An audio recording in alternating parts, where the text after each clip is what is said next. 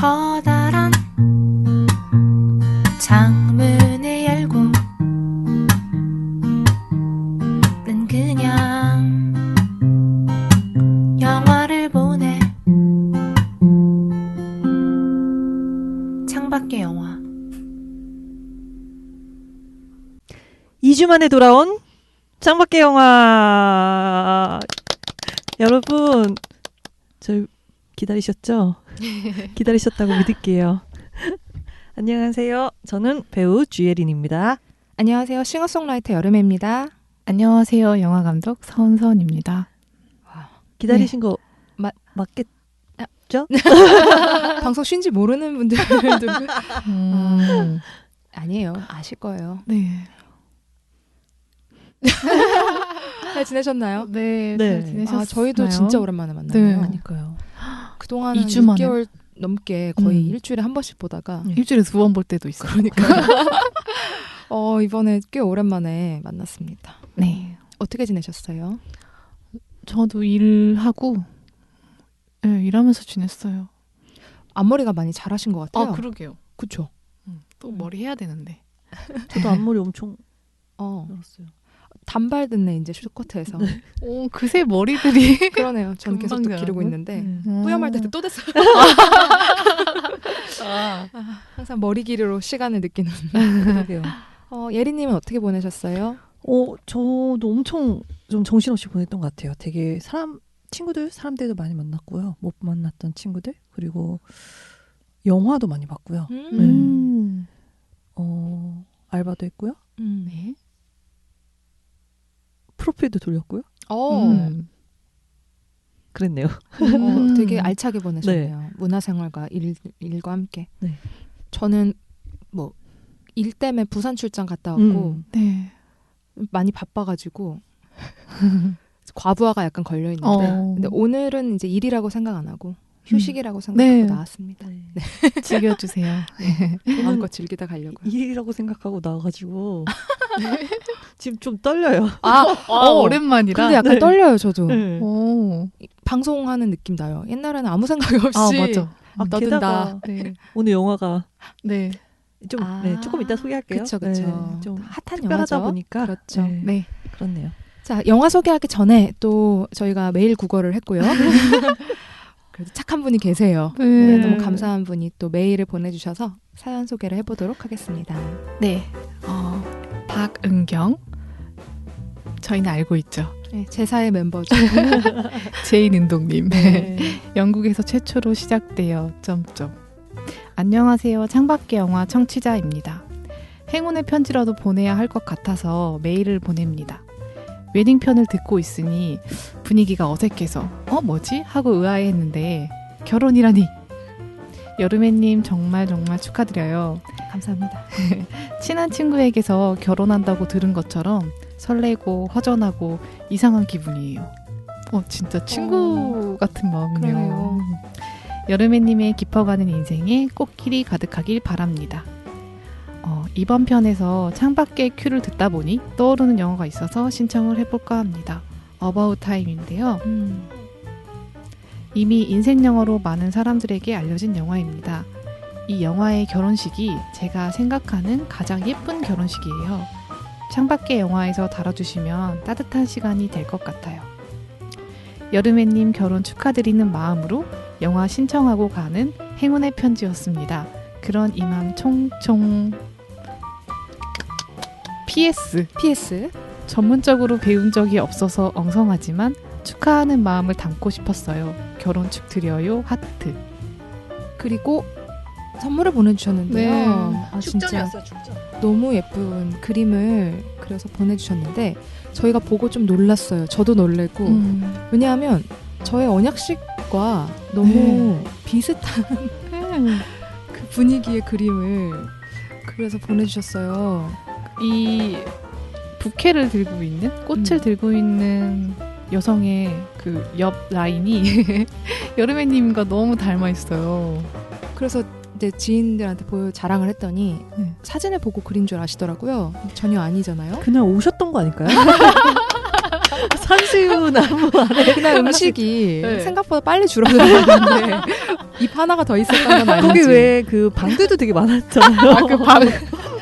숨어 계셨던 거 아닌가 싶을 정도로. 보고 이거 진짜 궁금해요. 네. 아, 그건 아니실 텐데 그만큼 또 저희 코드를 잘 이해하시는 게 아닐까 아, 이런 생각도 들고요. 그러시군요. 그래서 허락만 해주신다면 네. 이 그림을 너무 저희끼리 보는 게 아까워서요. 인스타그램에 올려도 될런지 허락해 주세요. 허락해 주세요. 우선 제가 네. 올릴 테니 올리고 문제가 나서 있으시 삭제를 하겠습니다. DM을 보내주세요. 문제 있을 때. 근데 너무 예쁜. 지금 머리 스타일이랑 색깔도 너무 비슷하고요. 그니까요. 이날 입었던 옷이랑도 되게 비슷하고요. 네, 그러니까요. 신기하네요. 만약에 정말 저희의 방송만 듣고 나서 추측해 하셨던 모습을 그린 거라면 여름애님이 방송에서 보여주는 모습과 실상이 같다는? 목소리가 묘사되는 그런. 네. 제가 살짝 추측해 보기로는 네. 저의 개인 인스타를 알고 계시기 때문에 네. 이제 헤어스타일 이런 건 아실 것 같고요. 근데 그런 의상이나 이런 건 당연히 다 상상으로 그리셨을 텐데요. 그러니까요. 그건 신기하네요, 진짜. 이 드레스가 진짜 비슷하네요. 그러게요. 이거는 공개하겠습니다. 곧. 네. 네, 너무 색감도 너무 예뻐요. 너무 예뻐요. 근데 제인동님의 그림을 우리 팬이잖아요. 네. 완전 팬이죠. 매번 영화 보시고서 또 영화의 한 장면들을 네. 이렇게 올려주시잖아요. 볼 때마다 정말 너무 예뻐요. 이번 편은 어떤 걸 그려주실지 기대하겠습니다, 제이는님. 또 부담 가지실라. 네. 네, 개봉 영화니까 네. 천천히 해주시고. 사연이 또 하나 더 있죠. 요거는 네. 메일은 아니고요. 팟빵에 댓글을 달아주신 분이 계십니다. 네. 제가 읽어드릴게요. 사용자 이름이 되게 공감이 가는 이름이네요. 부자가 되고 싶다. 친구랑 좋아하는 영화에 대해서 왜 좋은지 구구절절 얘기하는 느낌이라 재밌게 듣고 있습니다. 재밌게 본 영화 하나씩 듣고 있는데 정말 좋네요. 유유. 24회에서 별건 없는데 긴장되는 장면 말씀하실 때 천밀밀 말씀하신 거죠? 저는 영화 연인에서 양가휘와 제인이 같이 차를 타고 가는 장면이 생각나네요. 그리고 앞으로의 방송들도 기대할게요. 라고 남겨주셨어요. 또 숨막히는 코트 장면을 잘 네. 들어주셨나 봐요. 그 제인은동님이 신청해주신 About Time은 예린님이 엄청 좋아하는 걸로 제가 네. 알고 있어요. 곧 다룰 수 있을 것 같고 연인이란 영화는 전 못 봤는데 저도요. 보셨나요? 아니요, 저도. 또 기회가 되면 다루도록 하겠습니다. 여기 제인 운동님이 나오시나 봐요. 양가위와 제인이. 제인은동님이 결혼식 오시고 네. 네, 양광이랑 영화 찍으시고 이제 바쁘신 하루하루 그림 그리시고. 이렇게 해서 또 사연으로 시작을 해봤고요. 그리고 제인은동님이 후원금도 후원금까지 보내주셨죠. 진짜 감사드립니다. 네. 뭐죠? 후원금 알림과 메일 알림이 거의 동시에 와서 음. 네, 깜짝 놀랐었어요. 네. 외로운 저희 2주 동안 네. 담비 같은 소식 네. 정말 행복했습니다. 네, 감사드리고요. 감사합니다. 저희가 또 방송으로 보답을 해드릴 수 있다면 네. 네, 열심히 해서 재밌게 방송도 해보도록 하겠습니다. 자, 이제 오늘의 영화로 들어가 볼까요? 정말 따끈따끈한 영화입니다. 어제 개봉했어요. 네. 네. 셋 다 어제 봤죠? 그렇습니다. 네, 따로 봤죠? 네. 바로 기생충입니다. 네. 예. 아이고야. 2019년 어제 개봉한 영화. 감독은 봉준호고요. 각본은 봉준호, 한진원입니다. 그리고 저희가 지금 제가 알기로는 하루인데요. 거의 50만? 56만. 56만. 그러니까 하루 만에 네. 굉장한 속도로 지금 관객들이 늘고 있고 4050이 많이 보고 있다. 근데 보통 1000만을 넘어가는 영화들 특징이 그렇죠. 전 세대가 보는 영화인 경우가 많잖아요. 그죠. 물론 기생충은 청소년 관람 불가라서 성스러운 관람가예요. 15세 이게요? 관람가예요. 15세예요. 네. 그래서 네. 이게요? 네. 그 말이 좀 있더라고요. 세상이 많이 변했네요. 그렇구나. 네. 15세예요. 네. 그러면 뭐 1000만 금방 가겠네요. 전 당연히 몇 장면 때문에 아닌 줄 알았는데 근데 그렇다고 하면 진짜 대중적 성공도 거의 뭐 확실시 되는 상황이라고 볼 수 있을 것 같네요. 네. 그 이유는 아마 상 때문일 것 같은데요. 맞아요. 네. 네. 뭐였죠? 칸에서 황금 종려상을 수상을 하셨죠. 네. 방금 바로 저 한국이라고 하신 줄 저도요. 알았어요. 한국 종려상. 한국 종려상. 황금 종려상은 제일 큰 상이죠. 그 칸 영화 중에서는 제일 좀 권위 있는? 네, 권위 있고 영예로운 상. 음. 그 심사위원이 모두 사랑했던 그 해의 영화라고 볼 수 있죠. 네. 그 황금 종려상은 처음으로 제가 알고 있고요. 하지만 한국 영화들이 칸에서 수상한 적이 좀 있습니다. 그죠. 그걸 소개를 좀 해드리면 네. 전도연 배우가 여우주연상을 미량으로 미량. 받은 적이 있고요. 네.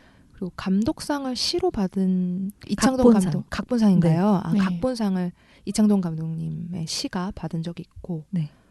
취하선도 받은 것 같은데요. 네. 네. 또 있나요? 박찬욱 감독의 올드보이가 심사위원 대상을 받았죠. 아, 박쥐도 받았네요. 네. 맞아요. 네. 그럼 박찬욱 감독님은 2개를 받으셨군요. 그렇죠. 박쥐와 올드보이. 저는 그 단계에 대해서 잘 몰랐다가 네. 그냥 외신이 전해지면 그런가 보다 했었는데 그래도 황금 종려상은 알고 있었거든요. 네. 근데 봉준호 감독님 소식을 듣고 정말 깜짝 놀라긴 했어요. 그 소식 바로 들으셨어요? 아셨어요? 그게 우리나라 새벽에. 시간으로 새벽 새벽 3시. 4, 5시? 3시쯤이었잖아요. 전 열심히 자고 아침에 저 항상 비몽사몽 상태에서 핸드폰을 키면서 잠을 깨는데 저희 언니가 속보 2보 언니가 그걸 캡처해서 저희 가족 카톡방에 올린 거예요. 그래서 저는 잠결에 봉준호 감독 황금 종려상 수상 이라는 거 보고 그건 줄 알았어요. 기립박수 받았나? 이러고 다시 잠을 든 거예요. 5분, 막 7분, 네. 10분 이거 있잖아요. 그래서 칸에서는 기립박수 많이 치는데 하면서 다시 잠이 들었죠. 정신 차리고 보니까 이게 황금 종려상이었더라고요. 저는 일하느라 음. 그 일종의 출장을 가 있어서 호텔에 있었는데 그때 잠이 안 와서 핸드폰을 막 보다가 새벽에 바로 네, 하셨네요. 새벽에 바로 본 거예요. 밤 샜어요. 아 진짜. 잠 못 잤어요. 네. 저도 갑자기 그 검색어에 막 그 봉준호란 이름이 떠서 그때 저도 아침에 되게 일찍 본 것 같아요. 이 정도 검색어 순이면 뭔가 받으셨구나 이러면서 지금 확인을 해보니까요. 네. 박쥐는 심사위원상을 네. 받으셨네요. 그리고 심사위원 대상은 올드보이가 받았고요. 네. 이름이 조금씩 달라가지고 네, 취하선도 심사위원 대상인 것 같아요. 감독상 아닌가요? 감독상이네요. 네. 감독상입니다. 꽤 받았네요. 우리나라 영화들도요. 자, 이렇게 해서 상 받고 관객도 많이 들고 있는 사랑받는 영화 기생충 시작을 해보겠습니다. 배우는 송강호, 가족 단위로 소개해드릴게요. 네. 장혜진, 최우식, 박소담 네 가족이고요. 두 번째는 이성균, 조여정, 현승민, 정현준 네 가족. 네. 이정은, 박서준, 박명훈 이 정도로 소개해드릴게요. 자, 이제 첫 장면 들어가 볼까요? 영화관에서 이정은 서준. 박서준이 가족이 꼈구나. 네. 예. 네. 박서준이 가족이 낀 거예요? 지금 가족 아니요. 단위로 설명을 했는데 갑자기 네. 그 왠지 좀 뒤에를 숨겨야 될 것 같아가지고. 잠깐만. 이거 얘기해야 되나요? 스포? 그러게요. 어떻게 이거 제 생각에는 하려고 했는데요. 여기 좀 어떻게 할까요? 여기 삭제해도 될 것 같고 어쨌든 기생충은 개봉작이고 그리고 스포일러가 있잖아요. 알면 재미없는 요소들이 네. 있기 때문에 미리 경고드립니다. 저희가 제목에도 넣으면 좋을 것 같고요. 스포일러에 대해서는 저희는 다 까고 할 거죠. 네, 그럼요. 네. 저희는 스포 많은 방송. 네. 스포보다 보고 들어주세요. 이거 보면 영화보다 더 자세해요. 스포 괜찮다 나는 하시는 분들 그리고 난 영화 봤다 하시는 분들을 추천드립니다. 네. 줄거리 첫 장면. 네. 영화는 그 반지 앞방에 와이파이를 찾는 한 청년의 손으로부터 시작을 하나요? 첫 장면은 반지하에서 창밖을 바라보는 카메라 시선인 것 같아요. 네. 원래 이제 다른 집에 와이파이를 몰래 썼던 이 청년이 그 집주인이 비밀번호를 바꿔서 사용을 하지 못하게 되자 이 와이파이를 쓰려고 막 이리저리 공간을 막 해적고 다니는 장면으로부터 이제 시작을 하는데요. 이때 이 카메라가 집안을 전체적으로 좀 훑었던 것 같아요. 네, 맞아요. 네, 그러면서 이제 그 러브하우스 느낌이죠. 따라다라따. 따라라라. 1, 2, 3, 4, 5, 6, 7, 8, 9까지 해봤어? 그런데 문제는 막 쌍욕이 난무하고 네, 러브하우스가 아니라 그죠? 네. 기생하우스. 반지하의 집안의 어떤 살림살이들이 곳곳에 보이는데 좀 변변치 않은 모습이고 이 집의 어떤 생활감이 물씬 풍기게끔 이제 촬영과 미술이 돋보입니다. 이때 이 와이파이를 찾는 그 청년을 같이 돕는 아까 예린님이 대사를 하나 쳐주셨는데 네. 동생이 그렇게 말을 하죠. 네. 뭐라고 1, 2, 3, 하죠? 4, 5, 6, 7, 8, 9까지 해봐. 안 아. 돼. 했더니 거꾸로 해봐. 그렇죠. 도둑 와이파이. 그러니까 와이파이 도둑인 거죠, 이 가족이 일종의. 네. 이때 이제 남매로 나오는데요. 이때 최우식 배우와 박소담 배우가 와이파이를 탐색하려고 이리저리 집안을 움직이면서 동선으로 이 집의 내부 엄마와 아빠의 모습들이 번갈아가며 소개되고 있어요. 근데 이때 집안 분위기가 식탁 위에는 곱등이가 다니고요. 좀 상황 자체가 통신비를 낼 수 없어서 공짜 와이파이를 찾아 헤매는 모습으로 좀 이 가족의 어떤 현재 막막한 상황, 그러나 이를 좀 코믹한 터치로 그려내고 있습니다. 네. 이 첫 시퀀스에서는 이 가족들의 좀 웃기고 슬픈 모습이 나오는데 이 정점을 찍는 장면이 저는 이건 것 같아요. 피자 시대? 소독차. 이 반지하잖아요. 그때 창문이 보이는데 그 창밖으로 막 그 소독차, 방역차라고 하죠. 그 하얀 연기를 내뿜으면서 오는데 이때 대사들이 재밌어요. 뭐 집안에 바퀴벌레도 있고 겁둥이도 다니니까 소독도 할 겸 그냥 창문 그대로 두자라고 하면서 이 네 가족이 이제 창밖에서 불어오는 그 소독차 향기를 맡으며 캑캑거리면서 이제 영화가 이렇게 시작합니다. 네. 네. 그렇죠. 이 영화의 공간이 굉장히 중요한데 두 집이 대조적으로 나오잖아요. 그죠. 이 가족이 사는 집, 이 가족이라 하면 송강호네 가족. 이 사는 이 집은 반지하고요. 그래서 이 반지하에서 창밖을 바라보는 그 직사각형의 약간 납작한 창문, 그 장면이 계속 반복적으로 나오게 돼요. 네. 그래서 그 밖으로 보이는 풍경은 사람들과 오토바이가 다니는데 주로 하체 위주로 오히려 상체가 아니라 이제 하체 위주로 보이게 되고 소음이 다 흘러들고 노상방뇨하면 그거 다 고스란히 정면으로 봐야 되고 그런 시선에 항상 갇혀 있는 그런 집인 거죠. 그리고 말씀해 주셨다시피 집이 굉장히 약간 짐이 많은 뿐 아니라 정리가 좀 안 돼 있는 분위기고 불빛도 약하잖아요. 그러다 보니까 우중충한 좀 느낌도 많이 듭니다. 그래서 그 안에서 살짝 지나가는데 한때는 육상 선수였던 것 같아요. 투포한 선수죠. 투포환이에요. 네. 아, 육상 분야의 투포환이었구나. 제가 투포환까지 못 봤는데 송강호가 연기하는 맞나요? 아니요, 엄마요? 엄마가. 엄마가. 네. 오빠구만. 아, 엄마 거예요? 네. 아, 그러면은 나중에 송강호가 그걸 챙기는 거예요. 아내 거를? 네. 네. 아, 그렇구나. 그래서 나중에 이성균 배우님의 집에서 마당에서 그 투포한 던지기를 해요. 봤어요. 네. 아, 그게 거기랑 연결이 되는 네. 거구나. 아, 맞아. 그래서 그렇네요. 그럼 한때는 이 엄마 이름은 충숙입니다. 근데 잘 보면 기생충이잖아요. 가족 이름에 다 기가 들어가. 기택 아빠, 아, 기정, 기정은 동생이고 기우, 엄마는 충숙이에요. 기생충이 많이 들어가 있는 이름. 기와 살다. 기생충. 아니에요. 그럴 수도 있겠네요. 어쨌든 그곳에서 이제 사는 사람들이고 이 공간을 더 소개해드리면 와이파이를 잡잖아요. 무료 와이파이를 겨우 잡는데 거기가 화장실이고 근데 변기가 왜 이렇게 위에 있나요? 그게 수압 때문에 그렇다고 하더라고요. 아, 네. 아 반지하라서? 네. 아 너무 낮게 있으면은 물이 안 내려가나요? 그런가 봐요. 아 그런 그래서 구조가 있다고 들었습니다. 그래서 변기 위치가 바닥보다 훨씬 높은 곳에 위치를 하고 있죠. 그래서 거기서 이 남매가 쪼그리고 앉아서 메시지를 확인하고 엄마는 피자집 연락 왔냐. 피자 먹으려고 하는 게 아니죠. 피자 박스 알바를 해야 되는데 연락이 두절돼서. 그래서 결국엔 아까 말씀하신 소독차 바람을 맞으면서 피자 박스를 접고요. 내 가족이. 그때 세태를 반영하는 게 유튜브로 박스 접기 달인 영상을 틀어놓고 아빠가 엄청 따라하잖아요. 네, 그 장면도 나옵니다. 그러니까 이게 옛날 시대는 아니에요. 그러니까 어떻게 그럼요. 보면 좀 약간 옛날인가? 이렇게 물난리 나고 그런 게 옛날에 무슨 수해 그 얘기인가 하면 그게 아니죠. 그죠? 요즘이죠. 일단 네 사람은 고정적인 직업이 없어 보입니다. 기우는 사수를 했고요.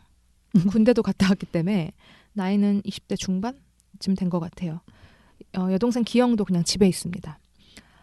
그리고 아빠는 한때는 치킨집도 하고 사장님이었던 거죠. 왕카스테라 체인도 했는데 아빠가요? 네. 네, 기택이? 네 기택도 했어요. 기택도 한 거예요? 네. 한 거야. 그럼 누가 했죠? 기택 말고? 기택도 있고 다른 분도 그 했습니다. 다른 분들 했는데 그래서 아빠가 짠해하면서 좀 그런 게 있어요. 같이. 그때 나온 대사구나. 마지막에 나왔. 저는 좀 그분만 주범이네. 하신 줄 알았지. 그래가지고 서로 동병상련에 그렇죠. 느꼈군요. 아빠는 느낀 발레 거죠. 파킹도 하고 대리운전도 하고 뭐 그랬었죠. 그 대리랑 발레 파킹 왕카스테라 집 다음에 그 기사식당에서 뷔페 먹으면서 그런 얘기 하시잖아요. 근데 어찌됐든 한때는 이들도 평범한 사람이죠. 사실 평범하기도 하고 치킨집은 뭐 아무나 하나요. 자본도 있었고 어떻게 보면 그들이 어떻게 살아왔는지는 모르지만 열심히 살았죠. 열심히 살았고 특별한 사람들이 아닙니다. 네. 그런데 다 망했고요. 현재로서는 그런 기우에게 하나의 기회가 찾아오는 거예요. 바로 친구가 박서준이죠. 네. 과외 자리를 넘겨준다는 거예요. 근데 기우는 대학생이 아니에요. 그런데도 수능을 4번이나 봤으니까 넌 자격이 있어. 네. 이렇게 얘기를 하죠. 그리고 대학 들어가서 펀펀 노는 애들보다 애들보다 네가 영어를 훨씬 잘할 거야 하면서. 하는데 속마음으로는 그런 의도는 아니었죠. 그렇죠. 실은 자기가 과외학생을 좋아하는데 대학생 친구들한테는 못 넘기겠는 거예요. 아까워서. 그러니까 뭐 자기 생각에는 기우 정도면 넘겨도 안심되겠다 이런 느낌이 아니었을까 싶습니다. 여기서 약간 미스테리 혹은 좀 특이한 부분이 나오는데요. 그날 찾아와서는 할아버지가 줬다면서 수석이라고 하면 관상용 돌을 주고 가요. 근데 그건 왜 주는 걸까요? 뭐 의미가 있다고 했죠 나름. 합격률과 재물운을 부르는 돌이다 하면서 선물을 주고 가죠. 그 부분이 제일 현실적이지 않은 부분 같긴 해요. 친구가 와서 돌을 주는 일이 없잖아요. 네. 그리고 엄마도 그러죠. 먹을 거나 좀 사오지. 네. 돌을 갖고 와가지고 그런 장면이 나오는데 어쨌든 그렇게 학력 위조를 해서 기우는 소개해준 집으로 찾아갑니다. 연세대 학생이 돼서. 연세대 학생이 되고요. 이때 기영의 재능이 나오죠. 기정이요. 여동생 기정인가요? 기정의 재능이 나오는데 디자인을 참 잘하고요. 위조를 참 잘해서 아빠가 서울대 위조학과가 있으면 너가 우리 딸 들어갈 수 있는데 뭐 이런 얘기도 합니다. 그런 캐치미 정도로. 뷰캔이 조금 생각나게 됐어요. 네. 그러네요. 네. 그 영화도 참 재밌는데. 맞아요. 그래서 그 열심히 한 그 위조 서류를 들고 가는데 이 집주인이 나오는데 사실 서류 같은 건 잘 보지도 않아요. 그리고 그 집이 나오죠. 완전히 다른 분위기에. 이 집을 좀 설명해 주실 수 있을까요? 어떠셨어요, 이 집? 그 남궁 현우? 남궁 현우? 현우 남궁님 어쨌든 네. 남궁 건축가, 유명한 여성 건축가가 여성 건축가가 지은 만든 남성 건축가 아니에요? 여성으로 나온 것 같아요. 사진 여성 아니에요? 전 사진으로 기억을 하는데. 전 사진 남자로 봤는데. 전 사진에 기억 안 나는데 그 여성으로 인지를 했는데. 오. 파리 가신 그분이요? 뭐 어쨌든 네. 저는 건축가다. 이름에서 여성이라고 느꼈는데. 그랬나 보다 저도. 네. 어쨌든 건축가가 네. 지은 집. 굉장히 넓고요. 모던하면서도 되게 심플해요. 가구나 뭐 이런 게 되게 뭐 이렇게 막 화려하게 막 있지 않고 갤러리 같은 느낌이 들기도 맞아요. 하고요. 갤러리 느낌 좀 나네요. 그런 고급 주택가들이 사실 저 지금 살고 있는 집 주변에도 그런 고급 주택가들이 있거든요.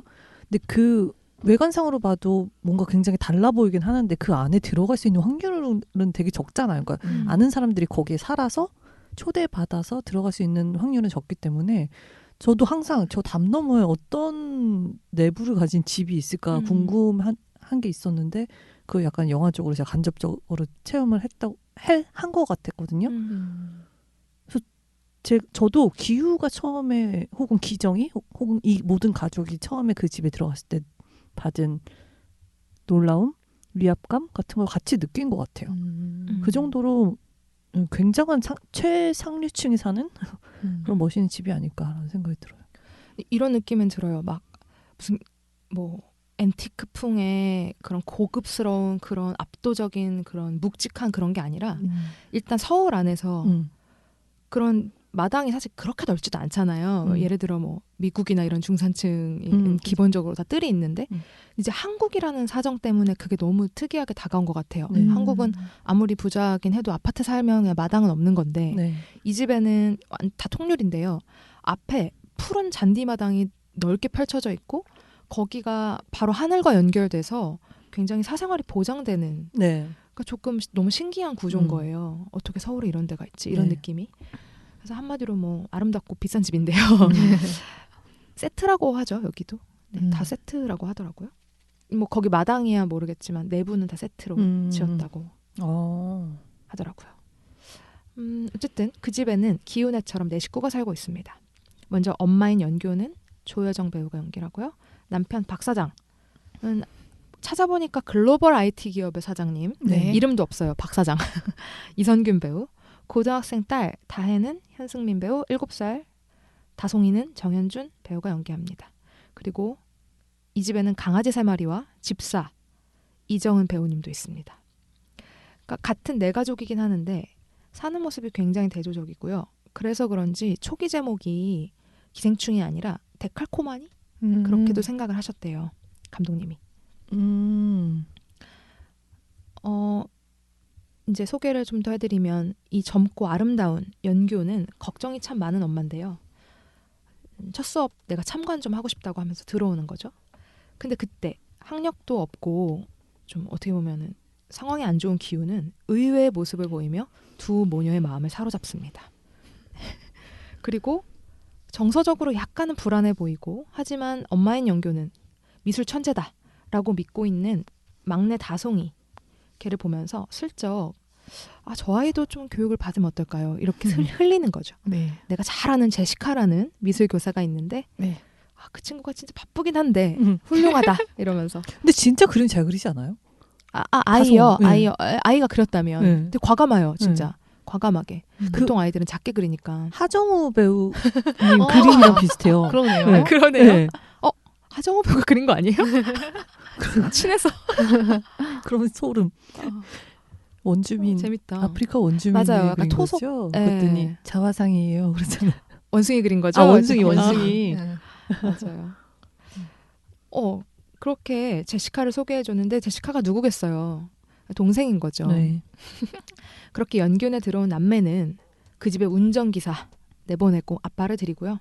마지막으로는 그 집의 터줏대감이자 오히려 이 네 식구보다 더 오랫동안 그 집을 지켜왔던 이정은 배우 집사까지 내쫓고 그 자리에 엄마인 충숙을 드립니다. 어느새 네 가족 전체가 연균의 집에 고용이 되어서 그들이 주는 돈으로 생활을 하게 되고요. 어느 날 그들 가족이 다 떠난 날, 여행 간 날에는 자기 집처럼 술판을 벌이면서 놀기도 합니다. 네. 가족이 참 친해요. 네, 맞아요. 친해. 근데 이때 투포한 던지죠. 그죠. 와 했는데 저 어디로 가지 않는데 어디서 깨지는 소리 쨍그랑. 그 장면 예뻐요, 되게. 맞아요. 거의 유일하게 그들이 행복했던 보이는. 순간이 아닐까. 그런데 행복은 짧았고 그날 밤 올 사람이 없는데 초인종이 울립니다. 그렇게 술에 취해서 양주를 먹고 지저분하게 놀고 있는데 초인종이 울리니까 얼마나 놀라겠어요. 밖에는 미친 듯이 폭우가 오는 날인데요. 인터폰 화면을 봅니다. 이제 보니까 찾아온 사람이 누구냐면 바로 집사였던 이정은 배우님이에요. 정말 열어주기 싫죠. 하지만 계속 막 싹싹 빌면서 거의 빌듯이 하면서 지하실에 두고 온 게 있다고 하는 거예요. 제발 좀 열어달라. 결국에 못 이겨서 열어주게 되고요. 이정은 배우는 감사 표시를 하면서 지하실로 가요. 그런데 이 집에 집사로 있을 때는 그렇게 우아하던 올림머리 하고 안경 끼고 정장 차림에 근데 그런 사람이 비를 쫄딱 맞고 왔는데 얼굴은 막 얻어 터진 꼴을 하고 들어오니까 너무 다른 사람처럼 보이더라고요. 그 충숙을 제외하고 세 사람은 숨어서 상황을 지켜보는데 아무리 기다려도 안 올라오는 거예요. 지하실에서. 결국 그들은 지하로 내려가고요. 자, 스포가 시작됩니다, 여러분. 자, 지금이라도 꺼고 영화를 보고 다시 들어주세요. 그곳에서 숨겨진 비밀 공간이 있음을 알게 됩니다. 그곳에 집사가 놓고 왔다라고 주장하는 뭔가가 있는 건데요. 그게 뭐였을까요? 바로 그녀의 여보! 남편이죠. 네. 알고 보면 집사는 4년 동안 남편을 지하실에 숨겨두고 먹을 거를 제공하면서 함께 살아왔던 거예요. 그러면서 충숙에게 싹싹 빌면서 비밀로 해달라. 근데 그 과정에서 충숙네 네 가족도 정체가 탈러나 버리죠. 결국엔 그들은 서로를 협박하면서 대적을 하게 되고 결국 쪽수에서 밀린 집사네가 결박을 당합니다. 이제 거의 마무리하자면요. 엎친 데 덮친 격으로 캠핑을 갔던 가족들이 폭우 때문에 그냥 돌아오는 거예요. 완전 난장판이 돼서 막 싸우고 있는데 6사람이 이제 돌아온다고 하니까 미친 듯이 상황 수습을 하는 거죠. 8분 만에. 짜파구리 좀 끓여주세요. 8분 걸려요. 막 이러고 있으니까. 근데 잘 안 되고요. 결국에는 대충 정리를 하고 가족들은 지하실, 테이블, 침대 뭐 이런 데로 뿔뿔이 흩어져서 숨어버립니다. 그 와중에 집사 부부는 격렬하게 반항하고요. 기택은 그들을 끌고 지하 깊은 곳으로 들어가 버리죠. 처음에는 그저 다 같이 한번 일이나 좀 잘해보자 라는 마음이었는데 이제는 협박과 폭력과 거짓말의 수렁으로 가족들은 빠져듭니다. 이들 네 가족은 이 상황을 어떻게 극복해낼 수 있을까요? 네. 여기까지. 또 보고 싶다. 재밌다. 네. 여러분? 네. 자, 5째 평. 아, 오랜만에 돌아온 5째 평이네요. 하셨어요, 감독님? 네. 다정한 침대. 이건 안 어울린다. 나오긴 하죠, 침대가. 아, 침대 나오네. 소파. 소파? 저부터? 네. 네, 저는 지옥의 계단. 지옥의 계단. 네. 맞지. 예리님은? 저는 돌아온 괴물. 돌아온 괴물. 네. 저는 초리얼리즘입니다. 네. 지옥의 계단 한번 들어볼까요? 이 영화에서 계단이 진짜 많이 등장하잖아요. 많이 나오죠. 그래서 근데 이 계단 장면이 계속 나오면서 그걸 시각적으로 우리가 받아들이게 되잖아요. 오르고 내리고 하는 게. 근데 이 영화의 어떻게 보면 메타포잖아요. 그 계급 간의 관계일 수도 있고. 근데 이제 저희가 그 헬조선이라는 말 있잖아요. 그런 용어로 막 굉장히 한국 사회에서 먹고 살기 힘들다. 열심히 노력해도 결국에는 뭐 성공하는 사람만 성공하고 나아지지 않는다라는 말에서 이제 헬조선이란 말이 이제 뭐 흔히들 쓰이는데 이때의 지옥의 계단에서의 지옥은 그런 어떤 사회로 볼 수도 있고 기택 내 가족이 그냥 잘 먹고 잘 살고 싶었던 거잖아요.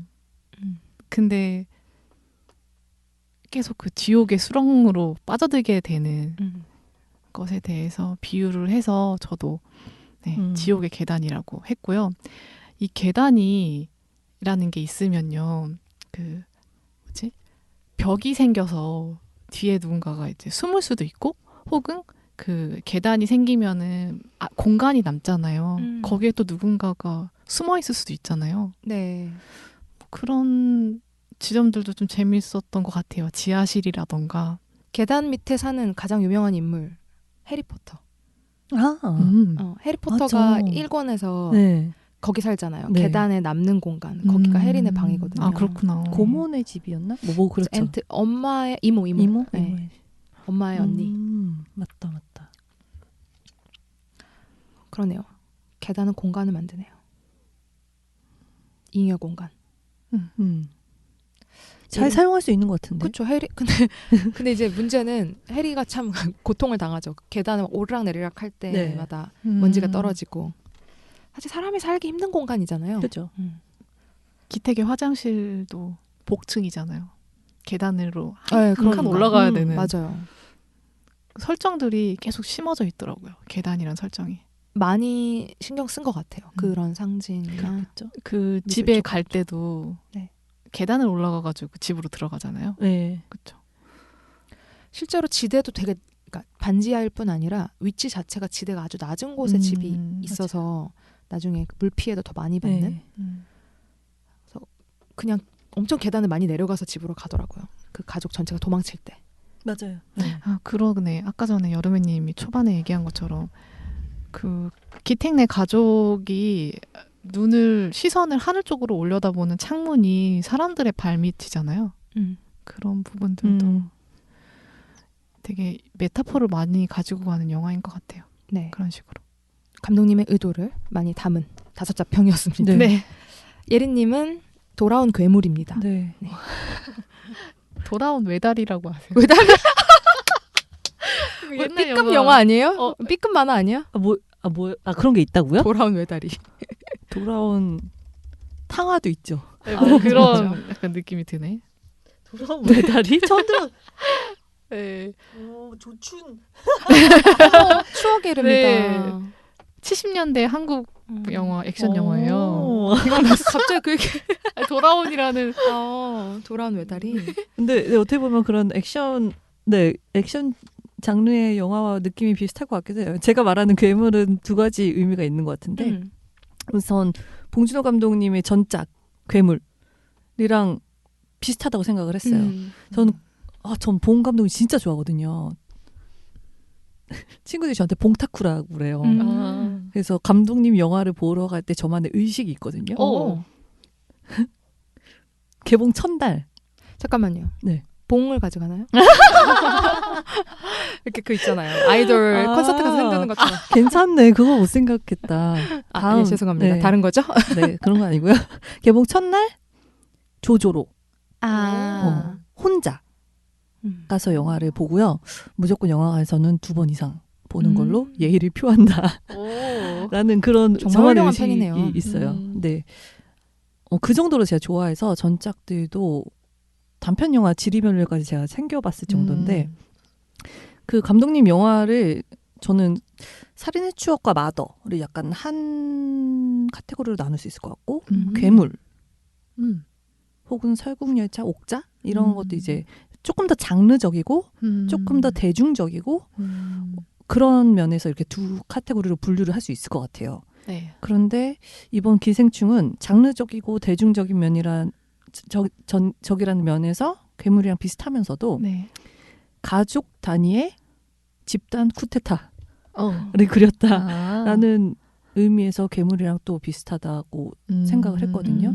그래서 저는 가뿐이 칸 영화제 황금종려상을 받아서뿐만이 아니라 그거 안 받았더라도 1000만을 달성할 수 있지 않을까라는 생각이 조금 네. 들어요. 대중들한테 사랑받을 수 있을 사랑받을 요소가 많아요. 진짜. 영화. 그리고 또 하나의 괴물은 제가 생각하는 봉준호 감독님이에요. 네. 이분은 정말 괴물 같은 존재다라는 생각이 좀 들거든요. 네. 좋은 의미에서. 그죠?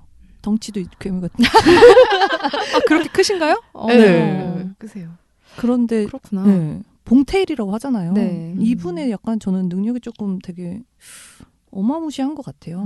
맞아요. 한계를 항상 뚫고 나오는 듯한 느낌이 들어서 하지만 제가 사실 전작 옥자와 설국열차는 예전 작품들에 비해서 조금 실망을 한 부분이 없잖아 있었는데 이번 기생충으로 그걸 만회한 느낌이 들어서 괴물이 돌아왔다라는 생각이 들었습니다. 네. 딴 얘기인데 저희 친구 중에 한 명이 지난주에 내방역 커피빈에서 봉 감독님 봤다고 합니다. 아니 요즘에 서울에 여기저기 자주 출몰하시는 것 같아요. 네, 제 친구는 합정역 술집에서 봤다 그러고 그러니까.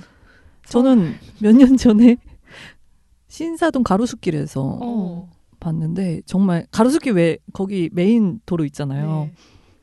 왕복 2차선이잖아요. 제가 서 있는 반대편에 계시는 거예요. 근데 그 머리와 그 덩치를 제가 지나칠 수 없었던 거죠. 딱 보자마자 봉이다 했는데 택시를 잡으시더라고요. 그 순간에 택시를 딱 타고 떠나시는 거예요. 그래서 전 혼자 너무 놀라서 옆에 있던 친구한테 야 봉준호 감독님이야? 봉준호 감독님이야 이랬어요. 근데 그 저의 거리감이 좀 있었음에도 불구하고 저의 그 소란스러운 몸짓을 보신 것 같아요.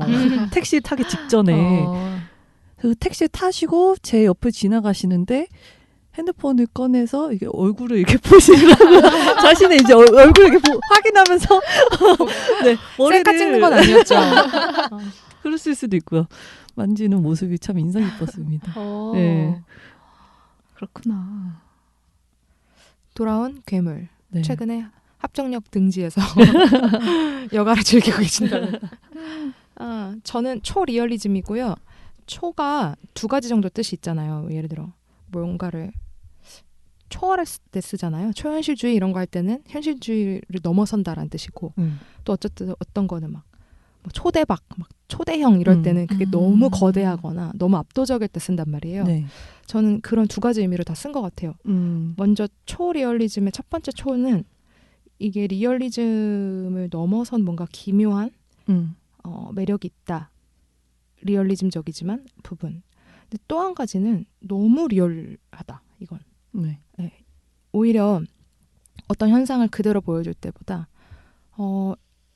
좀 현재 일어나지 않을 것처럼 이렇게 변형해서 보여주는 게 더 현재보다 더 강하게 다가올 때가 있잖아요.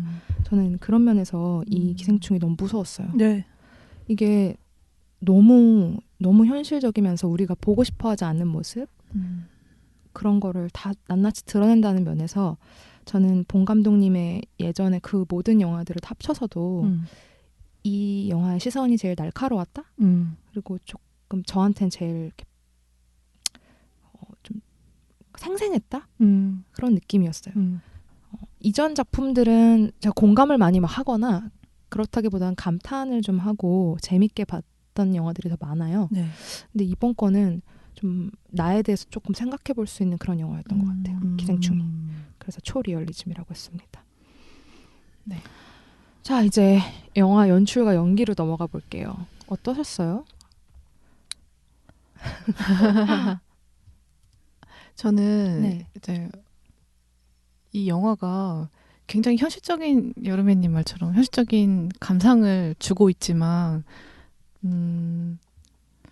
말이 안 되는 부분들도 되게 많잖아요. 사실 되게 코믹하게 그려지고 있고 톤이 되게 코믹하죠. 네.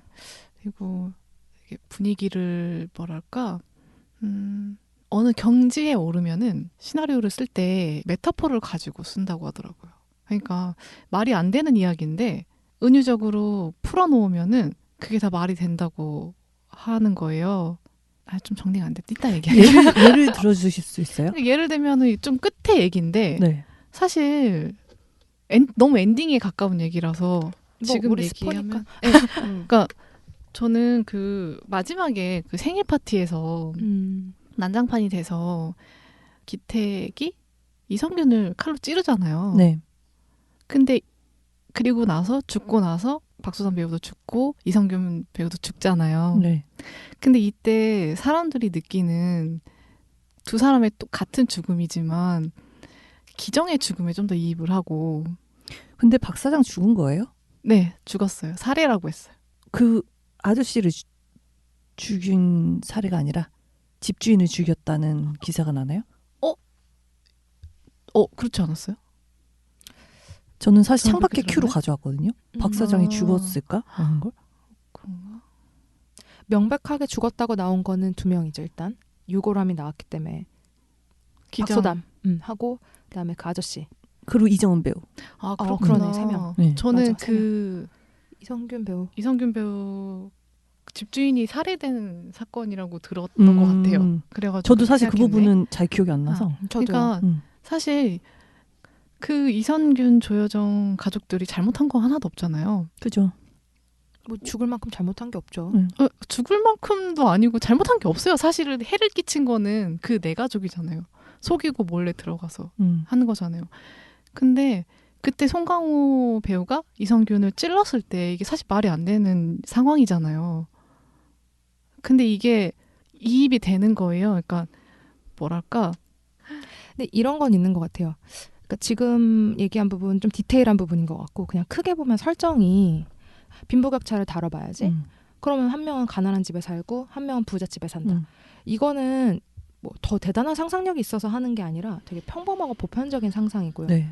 그리고 그들은 반지하에 산다. 네. 그들은 뭐 평창동 같은 고급 주택에 산다. 그리고 사장이고 뭐 그러니까 그런 거 하나하나 요소는 사실 그 대단한 건 아니라고 생각해요. 네. 근데 문제는 그런 걸 갖고 와서 재밌게 설득력 있게 꾸린다는 게 그 재능인데 그리고 거기서 설득력이 있는 순간 대중성을 확 얻잖아요. 그죠. 저는 그게 봉준호 감독님의 특기 같아요. 네. 대신에 이제 저는 100% 팬은 아닌 게요. 그 설정도 전 특이한 걸 좋아해요, 사실은. 그러니까 설정은 보편적이잖아요. 네. 그러니까 천만 관객을 끌어모으실 텐데 저는 그 보편적인 설정 지점에서 추가되는 약간씩의 친절함이 있어요. 네. 있어요. 그러니까 그 영화적으로 제가 봤을 때는 없어도 될 것 같다라는 느낌을 들 때 전 있거든요.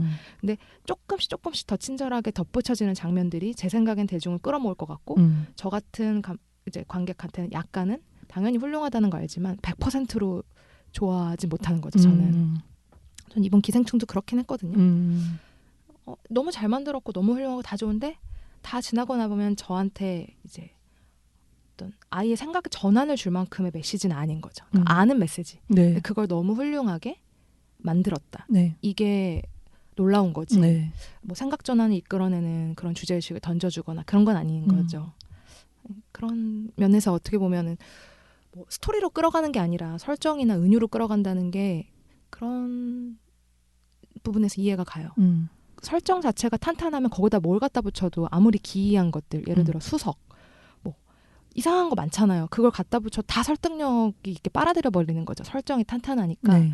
그런 얘기를 하신 게 아닐까? 그런 생각도 들고요. 네.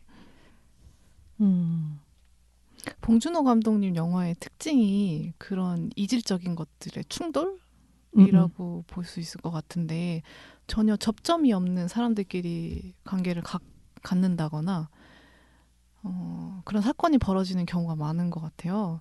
그러니까 뭐 초기작 플란다스의 개 같은 경우에도 관리소 아파트 직원인 배두나와 시간 강사 대학 교수인 이성재가 만날 일이 사실 없잖아요. 그런 직업군을 가진 사람이 그 아파트 내에서. 근데 어느 한 그 개 실종 사건으로 인해서 두 사람이 접점이 생긴다거나 그러고 나서 그 사건 이후에 두 사람은 뭐 앞으로 만날 일이 없겠죠. 그런 것처럼 기생충 같은 경우도 이 두 가족이 전혀 만날 일이 없어요. 사실. 네. 그 가족 단위로는 없죠. 그런데 이게 뭔가 만나게 되는 에서 묘한 이렇게 충돌을 느끼게 되는 그런 이질적인 요소들을 항상 영화 안에서 드리고 왔던 것 같거든요. 살인의 추억 같은 경우에도 그러니까 대조적인 것들. 뭐가 있을까요? 뭐가 있을까? 일단 그 컨셉 자체가 뭐 시골지 서울지 컨셉인데. 그죠. 네. 그러네. 그런 걸 참 좋아하시네요. 약간 대조적인 인물군을 만나게 하는 거. 네. 배경이 좀 대조적인. 그리고 초반에 살인의 추억도 시작할 때 굉장히 평화로운 논밭 해질녘 분위기인데 그 지하에 시체가 있는 게 나오고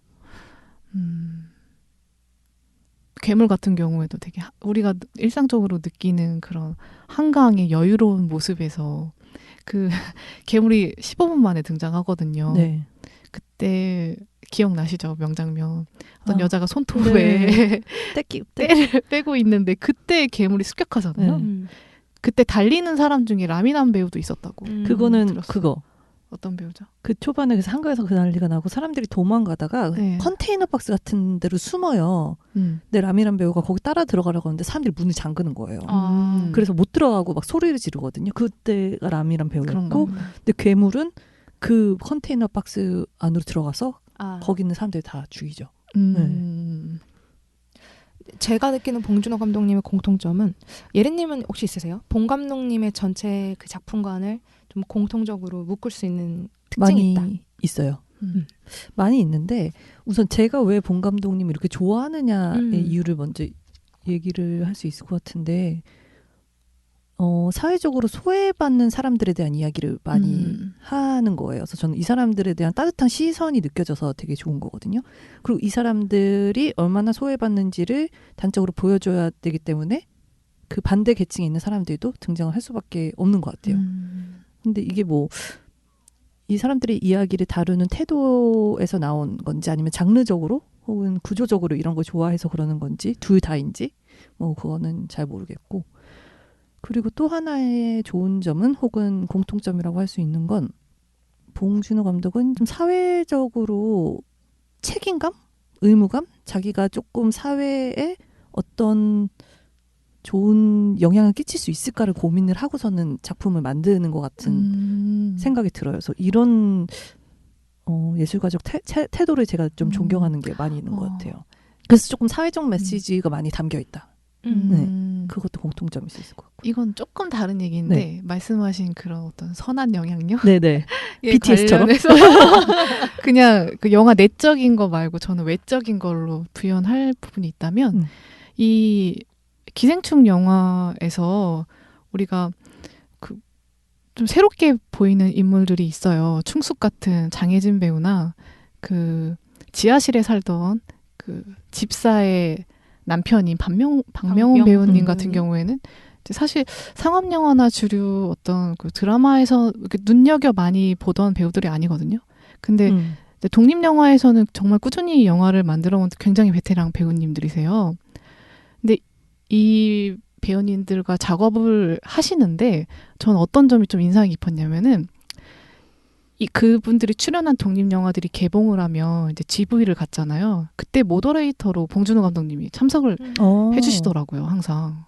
그러니까 자신의 영향력을 아시는 거잖아요. 네. 좋은 영화로서 이 영화를 소개하는 개념으로 이제 해주시니까 그런 모습들을 보면서 저도 되게 자신의 위치를 지금 잘 알고 계시고 그거를 영화계의 뭐 후배나 영화의 어떤 그런 부분들에 있어서 도움을 주시려고 노력하시는구나 이런 느낌이 들어가지고 네. 예리님이 말씀하신 그런 부분이 지금 되게 와닿았어요. 네.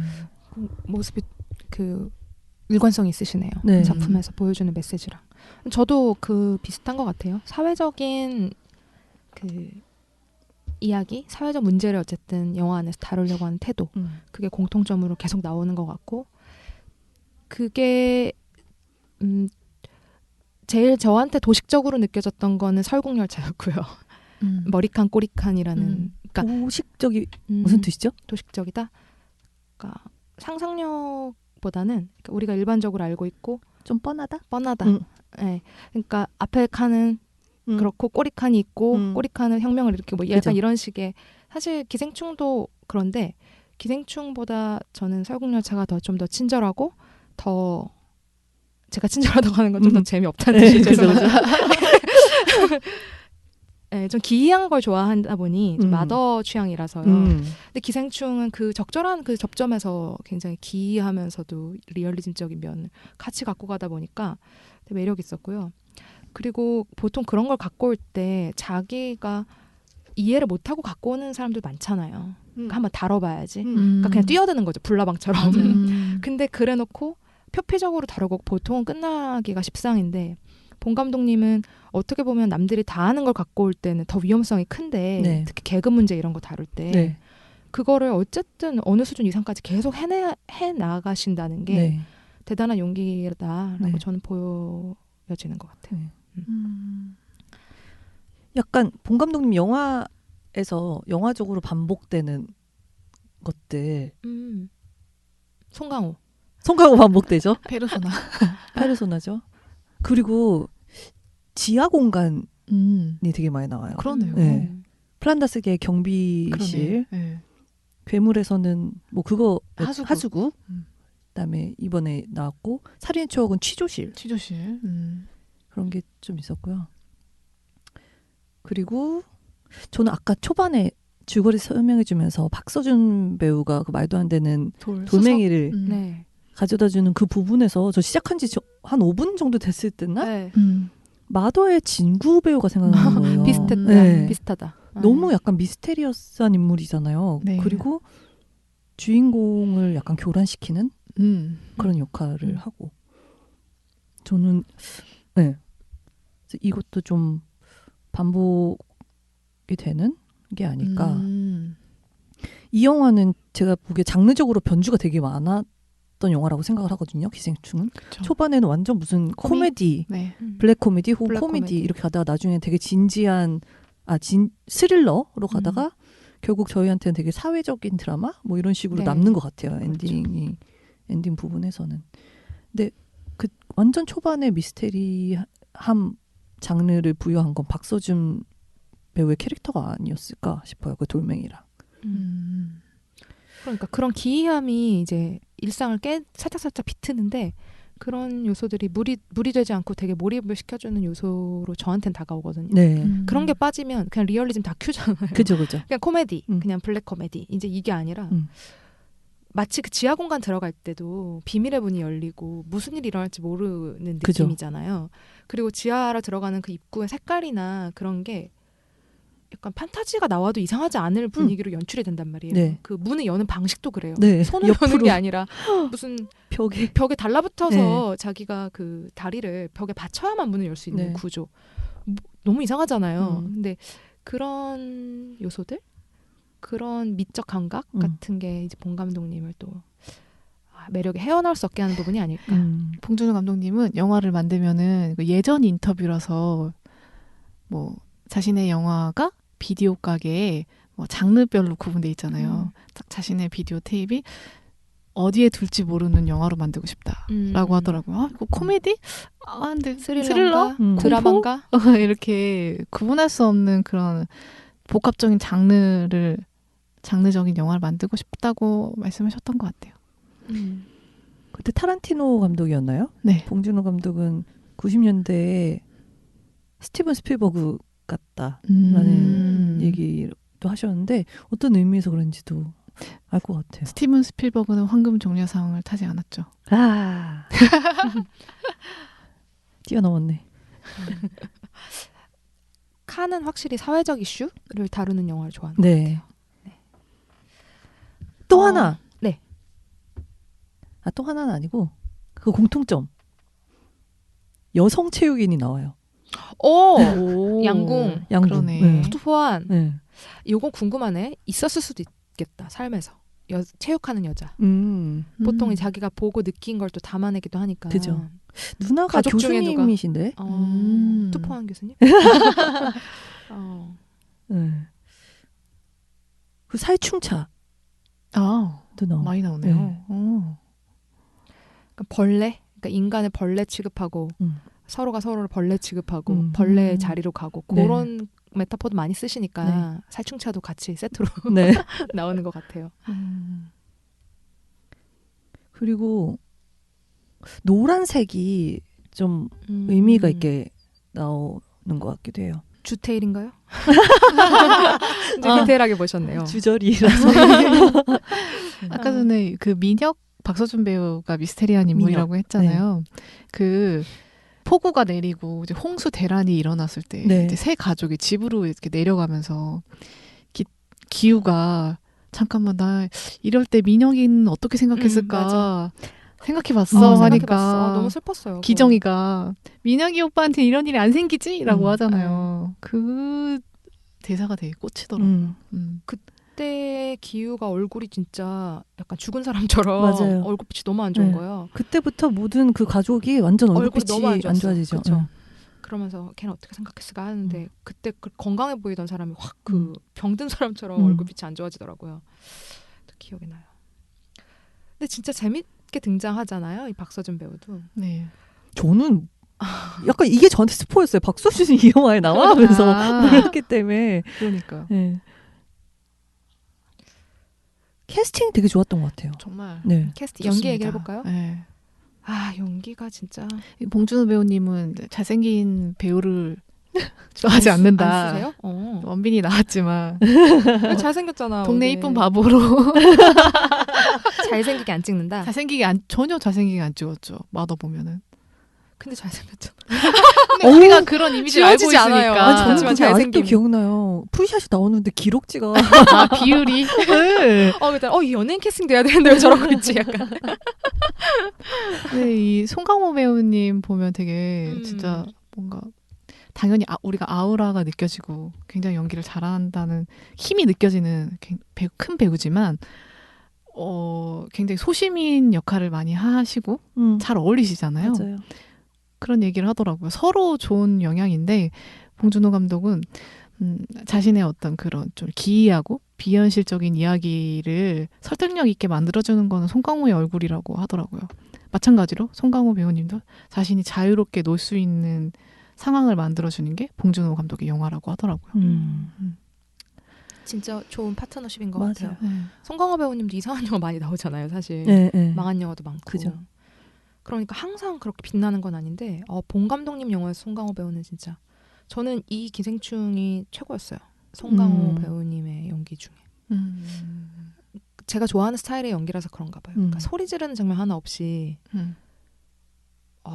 그 어떻게 보면 이 사람이 A라는 사람이 후반에 가서 B로 완전히 바뀌는 건데 그 전환 지점이 명백하게 어떤 뭐 표출되는 장면으로 나오는 건 아니거든요. 그냥 얼굴 근육 항상 그렇게 표정이 많지 않잖아요. 이 네. 아빠는 원래 무표정한 기택이 후반에도 무표정한 기택인데 완전 다른 사람이 돼버린 네. 거죠. 사리가 가득하고 누군가를 굉장히 미워하고 죽이고 싶어하고 그런 거를 으악 막 이런 게 아니라 똑같은 무표정인데 그 얼굴 근육이 변한 것 같은 느낌이 드는 거예요. 전 그런 건 처음 봤어요, 사실.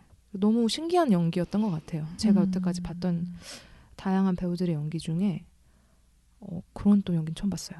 좋았어요, 진짜. 네.